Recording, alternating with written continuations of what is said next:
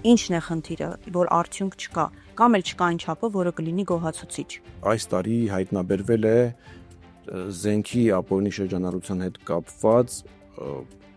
մոտ 43%-ով ավել հանցագործության դեպք,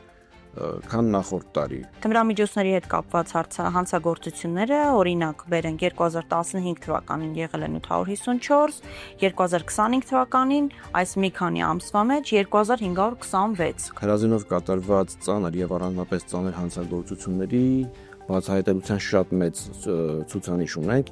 գրեթե 95%-ով այդ հանցագործությունները բացահայտված են։ Ավելի լավ չի լինի գտնել եւ հայտնաբերել այն խմբերին, որովհետեւ պարզ է, չէ, ինչ որ կազմակերպված խմբեր են գործում, որ դպրոցականների շրջանում տարածում են։ Ավելի հեշտ չի այդ ուղղությամբ աշխատել եւ հայտնաբերել այդ խմբերին։ Մի շարք հոդվածներում հանցանքը տեղեկատվական տեխնոլոգիաների միջոցով կատարելը նույնպես առաջարկել ենք, որպեսզի դասվի